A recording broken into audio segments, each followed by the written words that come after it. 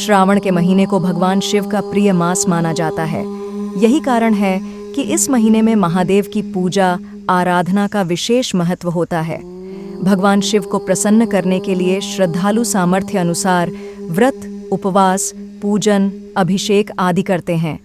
इस माह में की गई उपासना का विशेष फल भक्तों को प्राप्त होता है। लेकिन आखिर शिव की आराधना के लिए यह माह विशेष क्यों है?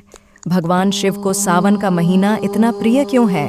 इसे लेकर एक पौराणिक कथा प्रचलित है, जिसमें सनत कुमारों द्वारा भगवान शिव से सावन माह के प्रिय होने का कारण पूछा, तो भगवान शिव ने इसका उत्तर दिया कि जब देवी सती ने अपने पिता दक्ष के घर में योग शक्ति द्वारा अपने देह का त्याग किया, उससे पहले देवी सती ने महादेव को प्रत्येक जन्म में पति के रूप में पाने का प्रण किया था।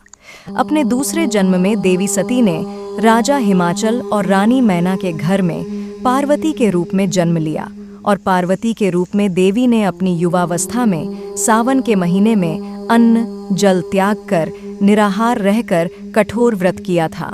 मां पार्वती के इस व्रत से प्रसन्न होकर भगवान शिव ने देवी पार्वती से विवाह किया।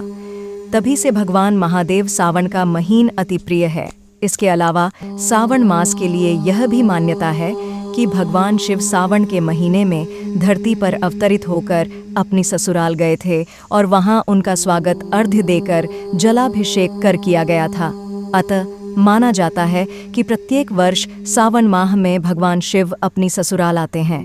इसीलिए भक्तगण इस महीने में उनकी भक्ति में लीन रहते हैं, जिससे शिव की कृपा प्राप्त हो सके। सावन माह को शिव भक्ति के लिए उत्तम मान गया है।